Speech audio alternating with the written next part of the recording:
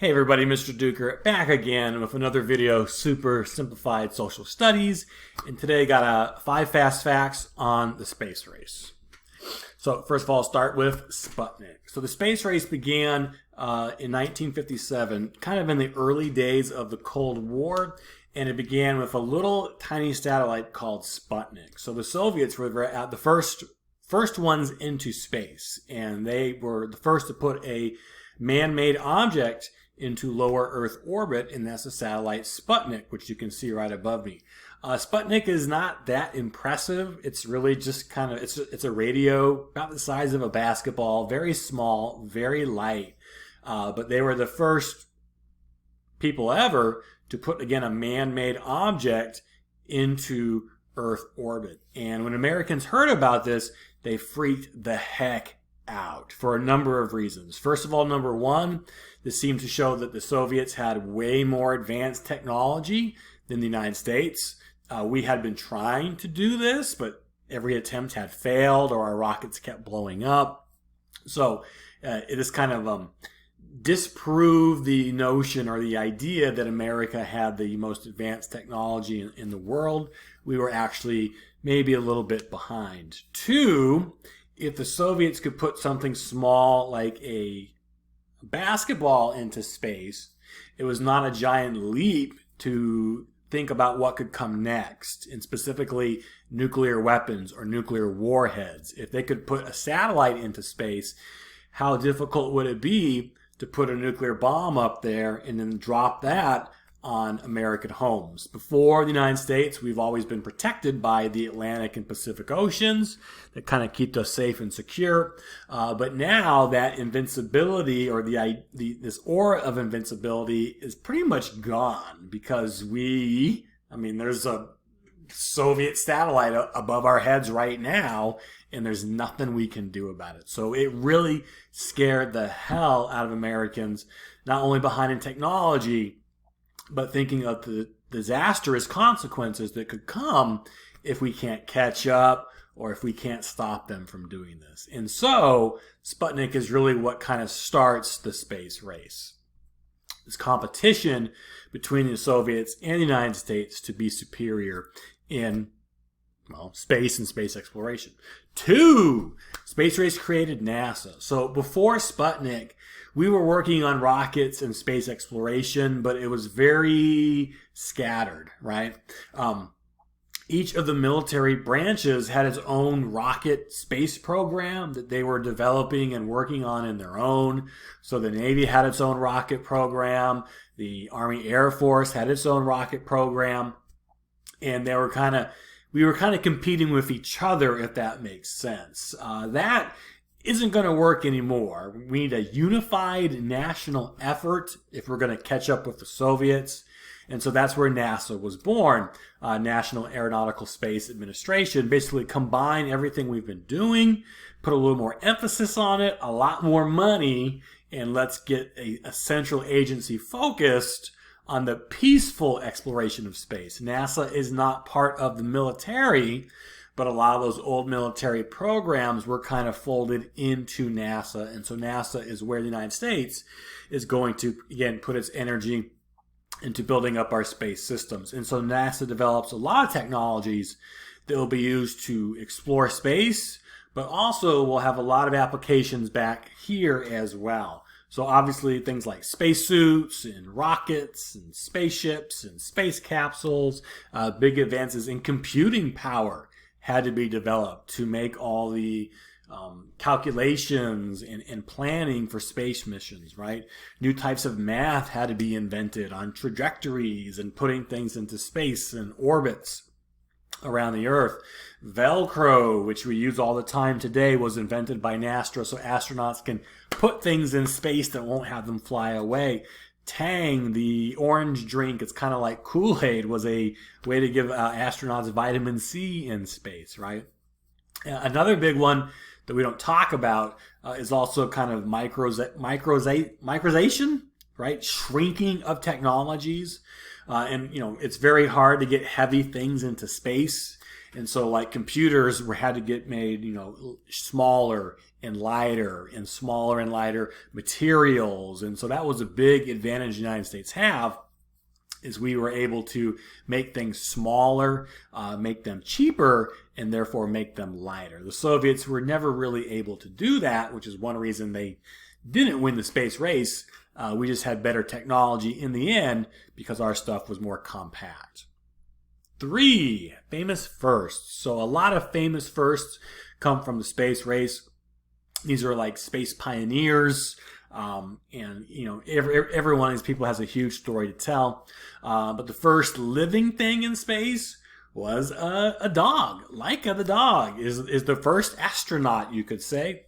And so it was a Soviet dog, and the Soviets were ahead in this as well.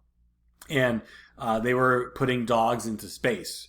Laika was a stray. They had a bunch of dogs that they used to test in space flight, and they preferred strays because stray dogs were used to living in stressful situations, if that makes sense, right? They were kind of maybe, used to living, on the cold street and going hungry, and they were just seemed to be like a tougher type of dog. So Laika was a stray. And Laika went up to space and became famous as the first astronaut, which is a big, big deal. You got to make sure there's enough oxygen and can someone survive. We didn't know because no one had ever done this before. So Laika was up there, and Laika survived for a little while, floating around in doggy 0G. Unfortunately, although the Soviets were good at putting a living thing into space, we hadn't quite figured out how to bring them back. And so Laika is also the first casualty in space. She ended up freaking out and dying, I think, upon re-entry, burning up or something like that. So Laika, God bless you. She's a huge hero. There's like statues of that dog in the Soviet Union today. And, rightfully so. It's a big achievement. The first man into space is another Soviet, guy named Yuri Gagarin. And there the Soviets able to put an actual human being, so a little bit bigger than a dog, and bring him back safely. So good job for that.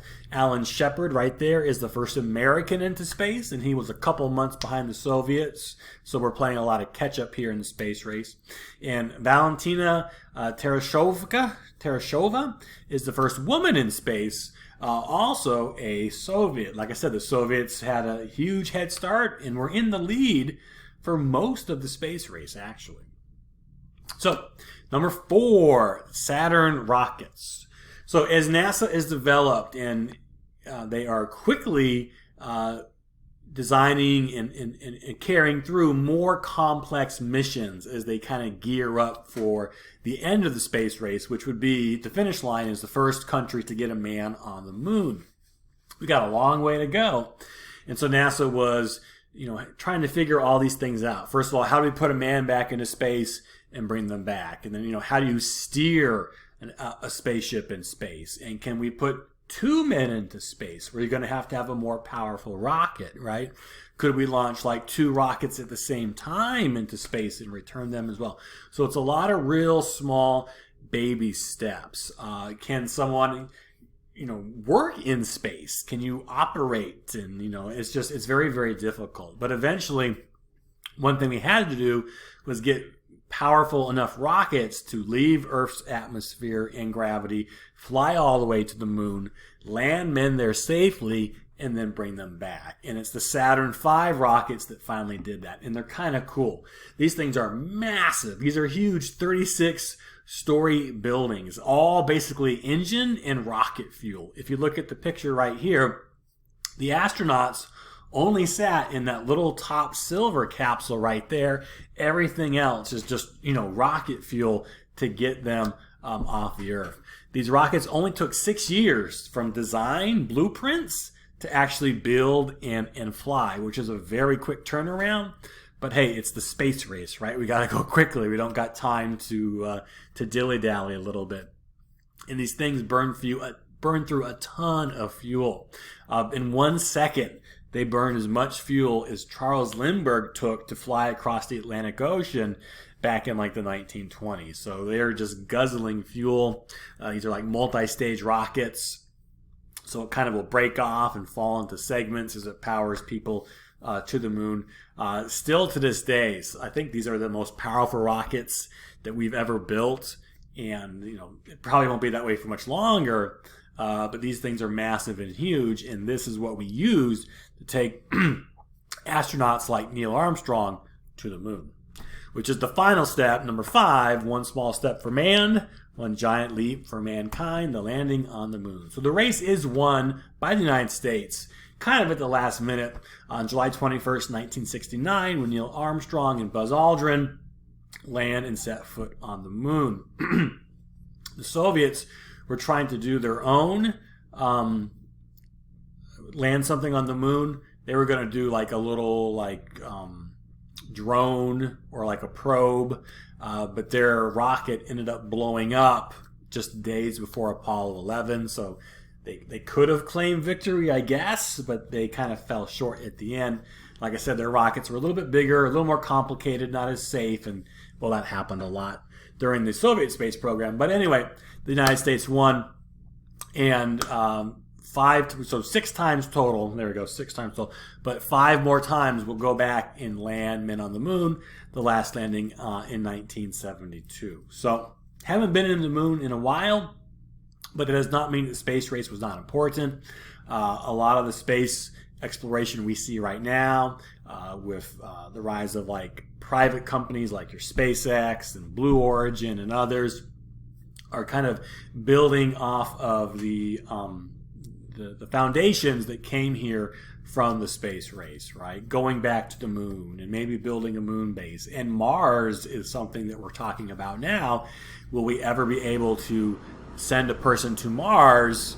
People are working on that right now, right? This was a conflict during the Cold War, so it was a contest between the United States and the Soviet Union, but it was a peaceful conflict. It was a way for these two countries to kind of engage each other and beat the other, not with guns and not with weapons. Oh, that's a big part. Building better rockets did mean you could build better missiles. That's another unspoken thing about the space race. But it was a way to advance human knowledge, technology, and exploration during the Cold War. And if it wasn't for the Cold War, probably would have took a lot longer, and you wouldn't have seen things happen probably so quickly. But you know, competition is good, and you know, it pushes you to do the best that you can.